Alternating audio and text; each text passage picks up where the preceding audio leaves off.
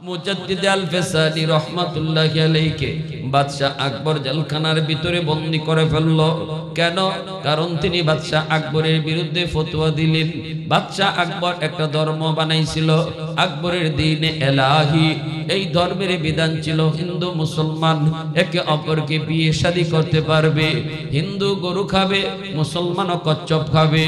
এইভাবে হিন্দু মুসলমানের ঈদে যাবে, মুসলমানও হিন্দুদের দুর্গা পূজায় যাবে। এইভাবে হিন্দু মুসলমানে মিলায়া একটা ধর্ম আবিষ্কার করেছিল বাদশা আকবর। নাম ছিল আকবরের দ্বীনে এলাহি। এই কারণে মুজাদ্দিদ আল-ফিসানি রহমাতুল্লাহি আলাইহি তিনি বাদশা আকবরকে কাফের ঘোষণা দিয়েছিলেন। সাথে সাথে ওনাকে জেলখানায় আবদ্ধ করে ফেললো। বাদশা এইবার একটা বাঘ ছেড়ে দিল জেলখানার ভিতরে। ওই মৌলবীরে আমরা মারবো না, বাঘ দিয়া খাওয়াবো। বাঘ ছেড়ে দিল এই জেলখানার ভিতরে।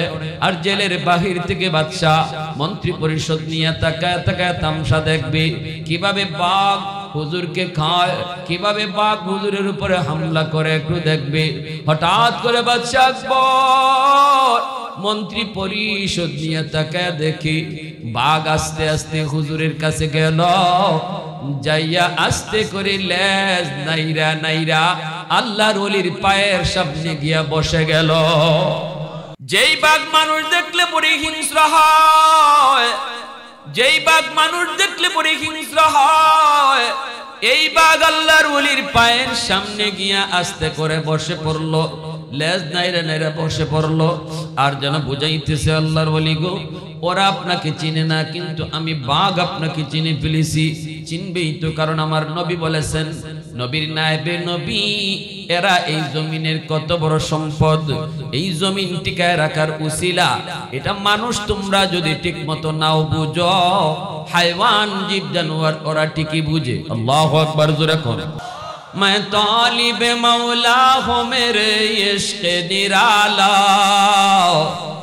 मैं तालिब मौला हूँ मेरे इश्क़ निराला, है जुमला जहाँ जिनके तजल्ली से उजाला, है जुमला जहाँ जिनके तजल्ली से उजाला, मादरुद जहाँ गैर खुदा यार नदारम, जो जियाद खुदा ही चिदिगुर कर नदारम।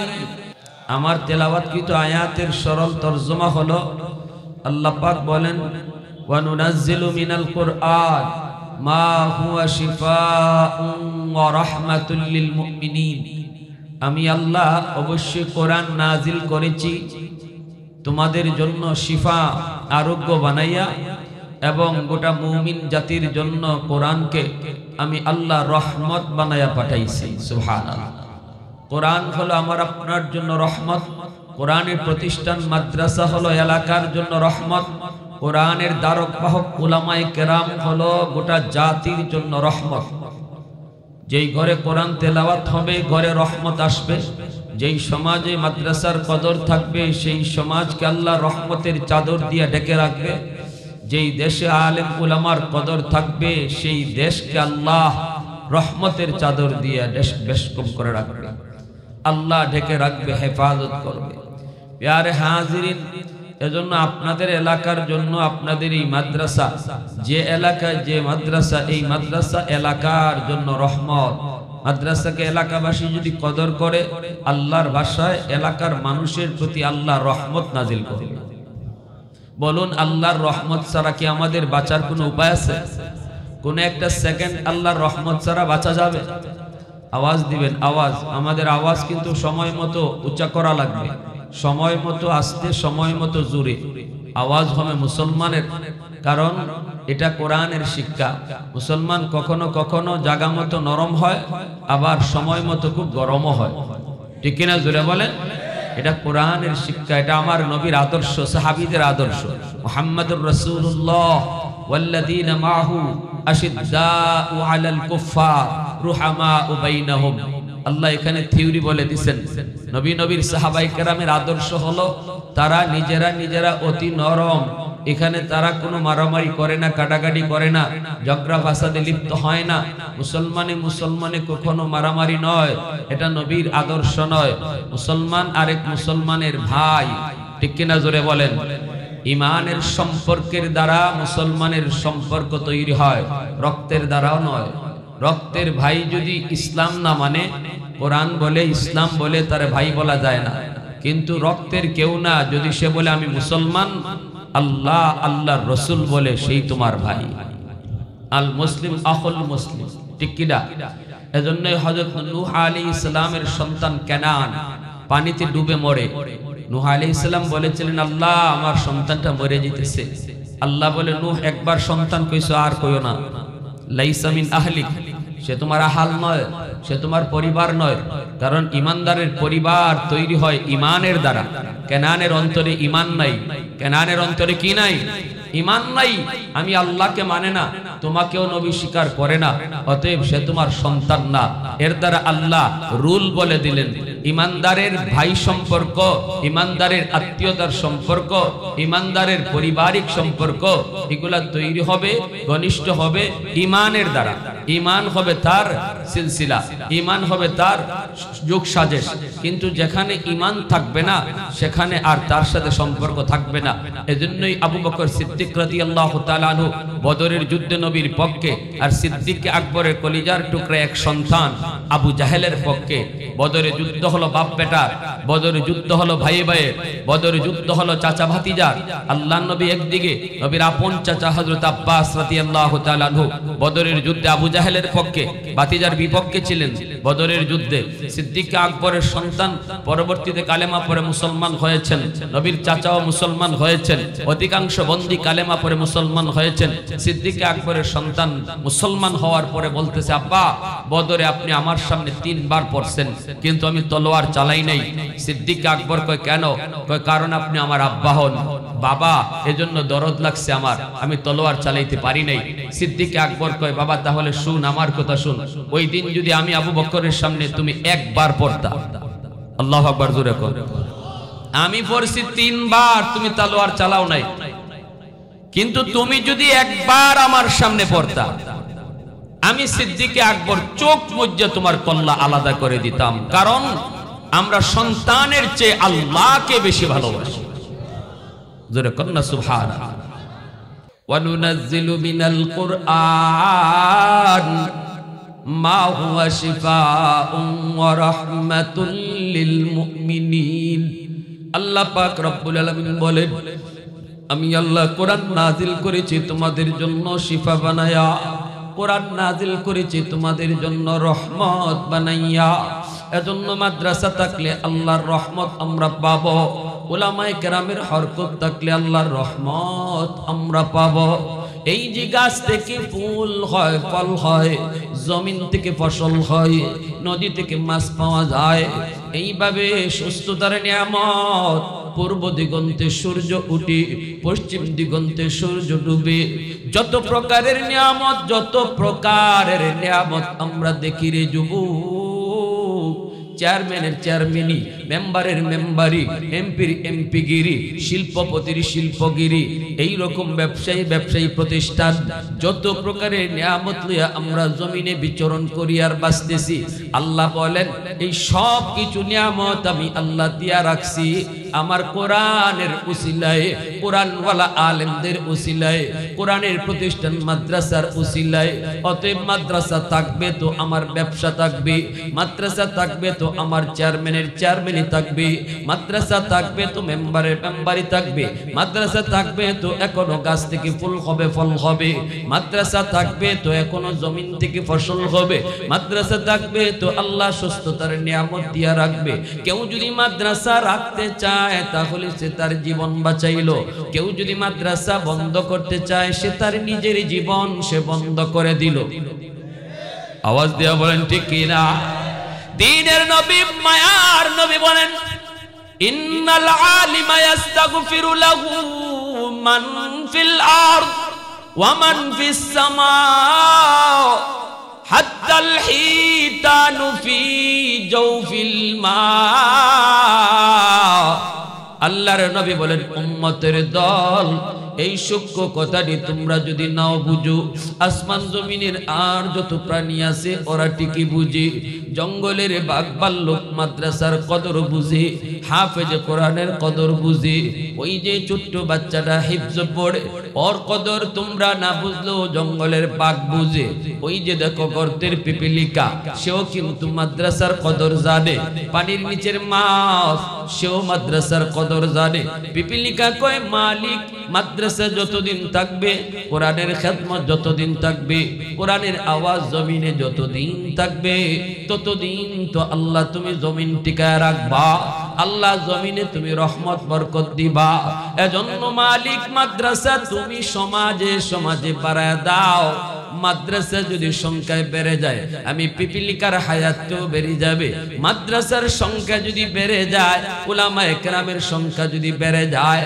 তাহলে আমি গর্তের পিপিলিকার হায়াত বাড়বে আমি পানির নিচের মাছের হায়াত বাড়বে আযাব গজব থেকে আমি মাছটাও রক্ষা পাবো আযাব গজব থেকে আমি গর্তের পিপিলিকাও রক্ষা পাবো এজন্য নবী কয় উম্মতের দল গর্তের পিপিলিকা 24 ঘন্টা আল্লাহর কাছে দোয়া করে মালিক উলামায়ে কেরামের হায়াত তুমি বাড়ায়া দাও হাফেজ কোরআনের হায়াত ও মালিক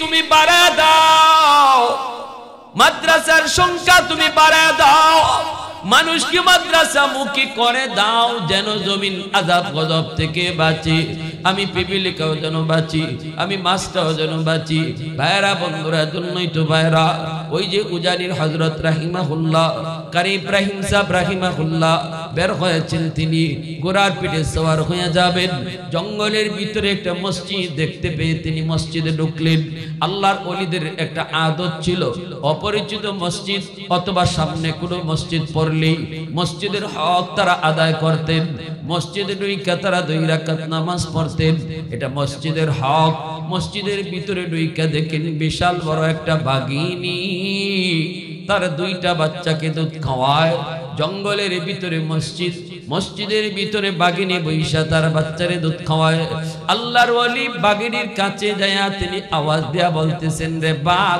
এই বইলা তিনি যখন জঙ্গলের দিকে বাঘকে ইশারা করেন এত বড় রয়্যাল বেঙ্গল টাইগার যেই টাইগার মানুষ দেখলে পরে হিংস্র হয়ে যায় যেই টাইগার মানুষ দেখলে পরে কলিজা খাওয়ার স্বপ্ন দেখে রক্ত খায় এই বাঘিনীটা আস্তে করে লেজটা নিচে দিয়া আল্লাহর ওলিকে চিনা বুঝাইতেছে ওগো আল্লাহর ওলি আমি আপনারে চিনে ফেলেছি ওগো নবীর নায়েবে নবী আমি আপনাকে চিনে ফেলেছি আল্লাহ আপনার উসিলায় আমি বাঘকেও খাওয়াইতেছে আল্লাহু আকবার জোরে কোন আপনার উসিলায় আল্লাহ আমি বাঘকেও বাঁচায় রাখছে এই বইলা বাঘিনীটা বাচ্চা নিয়ে ভদ্র মানুষের মতো জঙ্গলে চলে গেল আল্লাহর ওলিকে চিনলো এই কথাটাই নবী বলেছেন আমার উম্মতের দল উলামায়ে কেরামের কদর তোমরা যদি নাও বুঝো ওই বাঘ ভাল্লুক হিংস্র জীব জানোয়ার আসমান জমিনের আর যত প্রাণী আছে ওরা কিন্তু ঠিকই বুঝে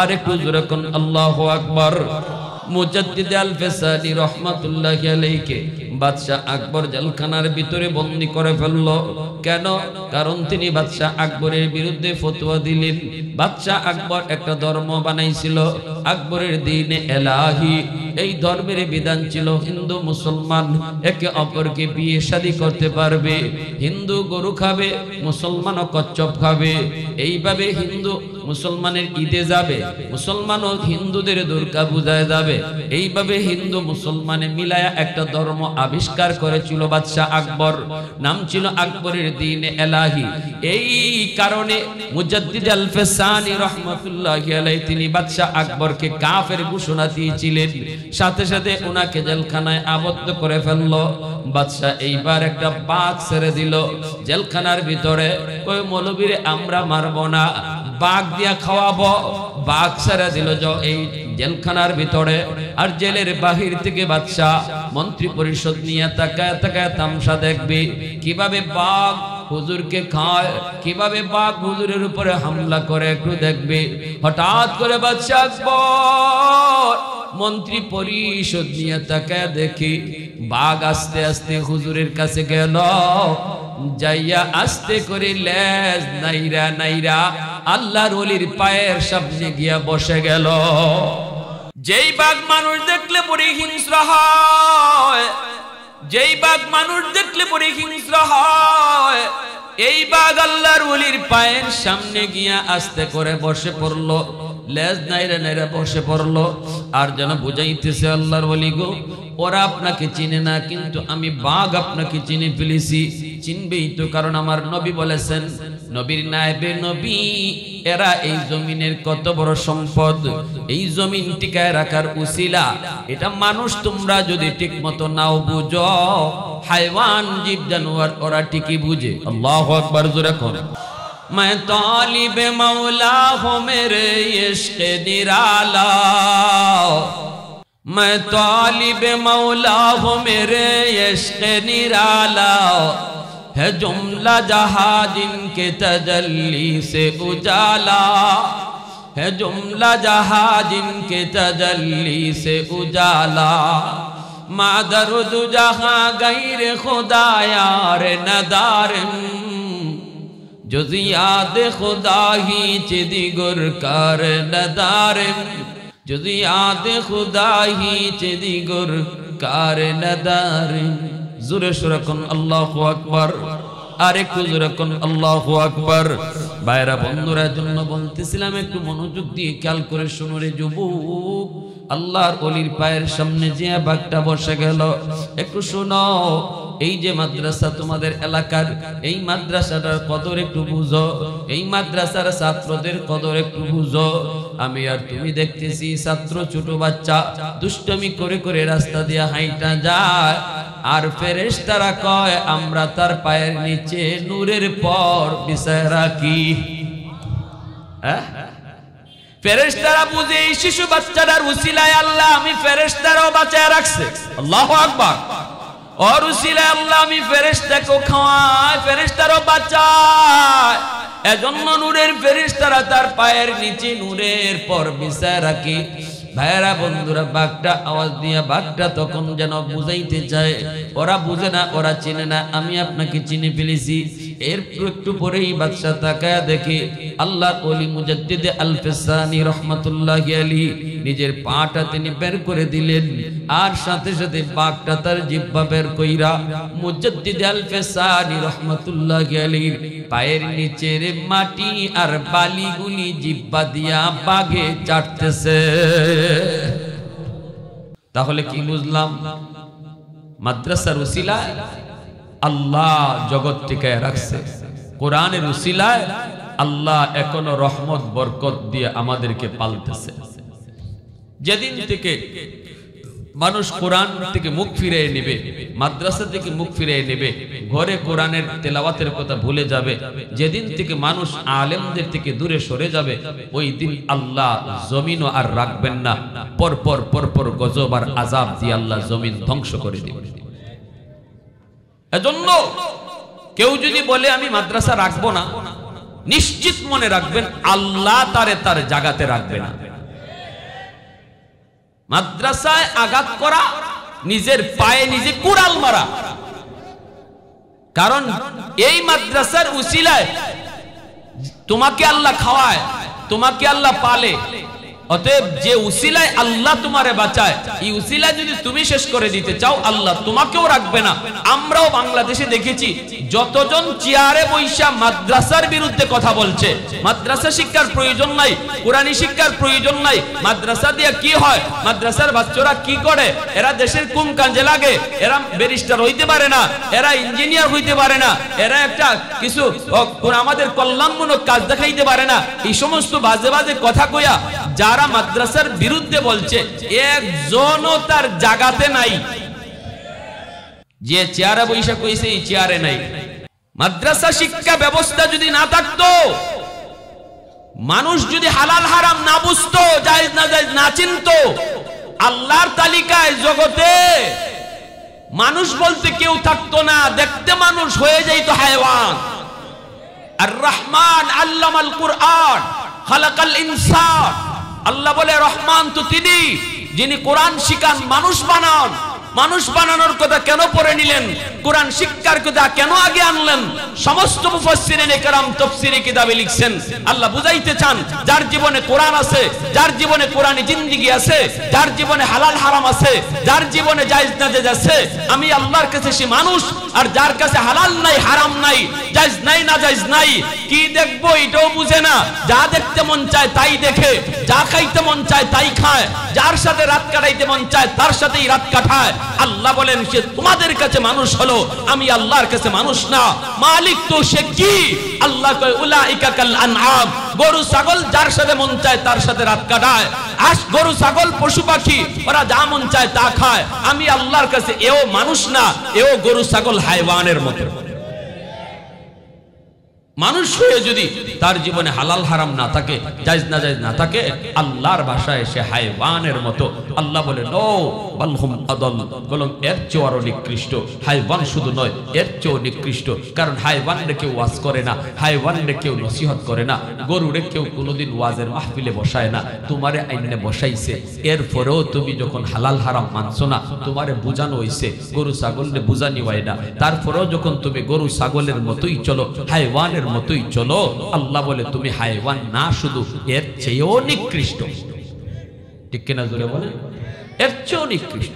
এজন্য ইঞ্জিনিয়ার হওয়ার পরে জায়েজ না জায়েজ যদি না মানে, হালাল হারাম যদি না মানে, তাহলে হে রডের বদলা বাঁশ ঢুকাই দিবে। কালবাট বানাইতে গিয়া রডের বদলা কি ঢুকাইবো? বাঁশ।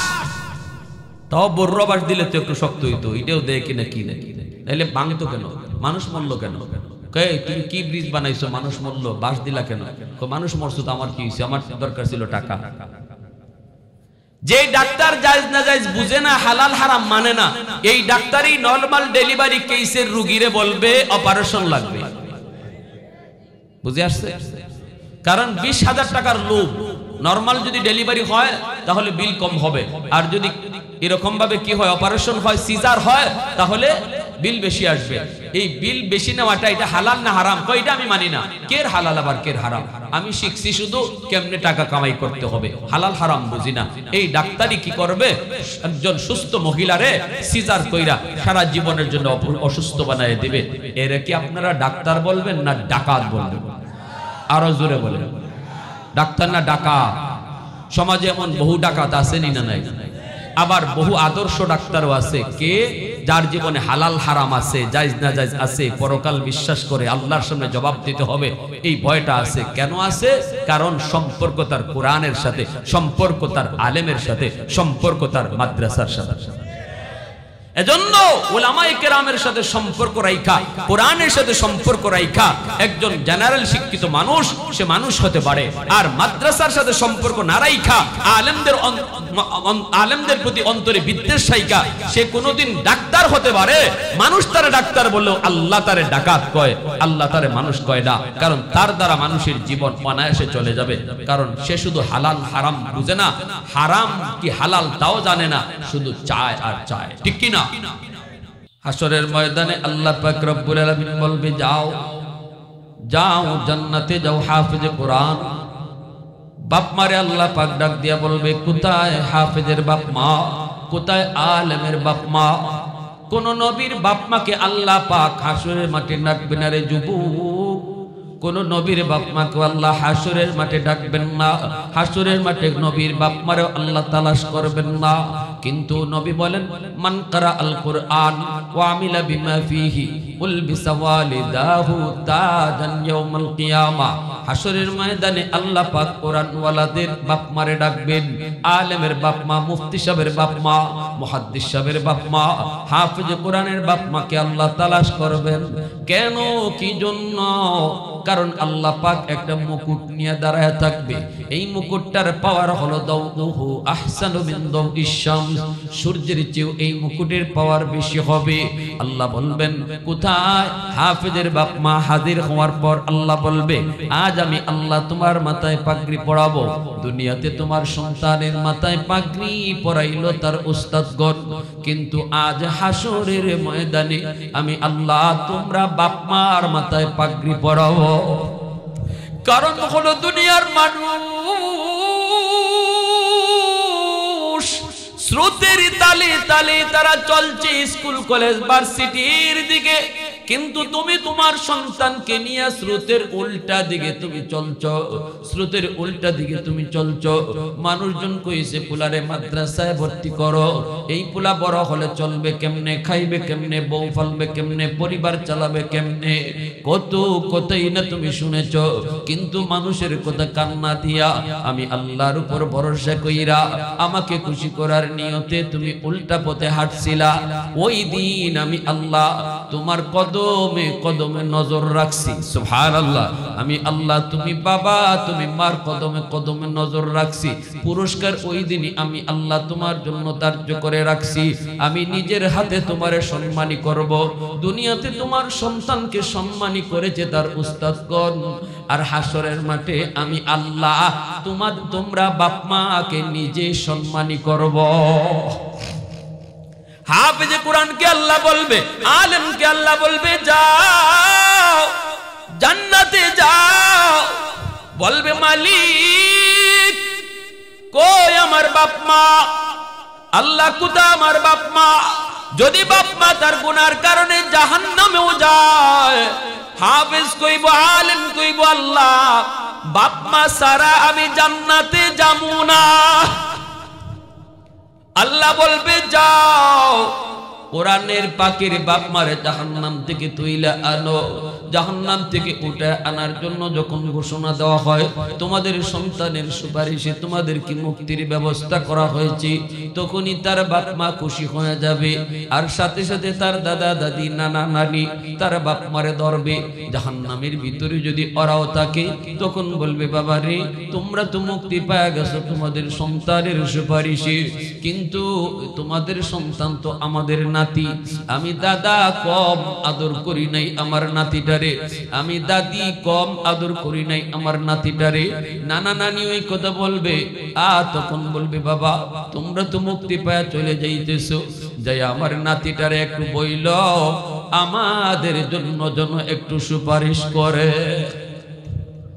তার বাপ মা ঈশা বলবে, ও মাইয়া বলবে বাবা, এ বাবা শুনো, আমাদের বাপ মা জাহান্নামে, তুমি তো তোমার বাপ মারে তুইলে আনছো, কিন্তু আমাদের বাপ মা তো জাহান্নামে রয়ে গেছে রে বাজান। তুমি যদি তোমার বাপ মা সারা জান্নাতে না যাও, আমরাও আমাদের বাপ মা সারা জান্নাতে যাবো না। তখন আল্লাহ পাক বলবে যাও যাও আমার কোরআনের পাখির দাদা দাদি নানা নানির সুপারিশ করে নিয়ে আসো। যখনই এলান করা হবে তোমাদেরও মুক্তির ব্যবস্থা হয়েছে, এলাকার কিছু মানুষ তার দাদা দাদিরে ধরবে সুপারিশ করার জন্য, আর বলবে তোমরা যা একটু তোমাদের নাতিরে দেয়া কইও, যেই মাদ্রাসায় পড়ে সে হাফেজ হইছে, আলেম হইছে, আমরা এই মাদ্রাসার এলাকার লোক, আমরা কিন্তু এই মাদ্রাসায় সাহায্য করছি, সহযোগিতা করছি, আমরা এই মাদ্রাসায় তার থাকা খাওয়ার ব্যবস্থা করে দিছিলাম, একটু যে কইও আমাদের জন্য যেন একটু সুপারিশ করে।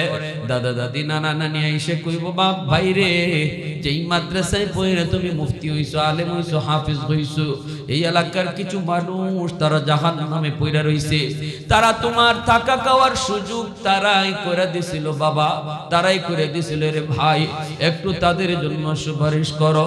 তখনই বলবে মালিক যাদের সহযোগিতায় আমি কোরআন সিনায় নিয়েছিলাম আল্লাহ তাদেরকে সাথে না দিলে আমি জান্নাতে যাব না। আল্লাহ নবী রহমতের নবী বলেন এইবার জাহান্নাম থেকে ওই মানুষগুলাকেও মুক্তির ব্যবস্থা করার জন্য যখন ডাক দেওয়া হয়, কোথায় তোমরা ওই এলাকার মানুষগুলি, তোমরা একটু আইসা দাঁড়াও, উপরে দাঁড়াও, উপরে লাইন করে দুই দিকে দাঁড় করানো হবে, কোরআনের পাখিকে মাঝখান দিয়ে ছেড়ে দেওয়া হবে, দেখো তুমি চিনো কিনা, দেখো তুমি তাদেরকে চিনো কিনা, যতজনকে চিনবা ততজনকে সাথে লইয়া জান্নাতে চলে যাও। তখনই একজন একজন করে বলবে হুজুর আমাকে আপনি চিনছেন না, আনাল্লাযী ওয়াহাব আমি আপনাকে এক বদনা ওযুর পানি দিয়ে সাহায্য করছিলাম, আনাল্লাযী সাকাইতুকা মাআ আমি আপনারে এক গ্লাস পানি পান করাইছিলাম।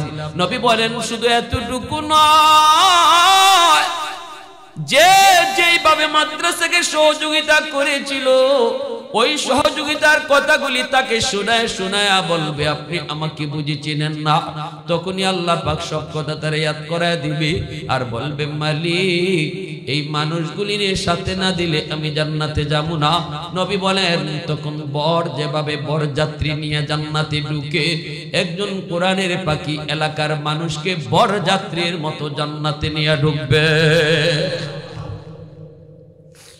আমরা সবাই জান্নাতে যেতে চাই কি চাই না? কারা কারা চাই হাত তুলে আল্লাহকে দেখে।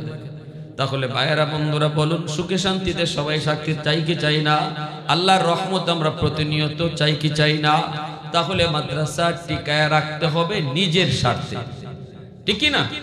নিজে বাঁচার স্বার্থে মাদ্রাসা টিকায় রাখতে হবে। হাসরের মাঠে আমার মুক্তির একটা ব্যবস্থা হোক।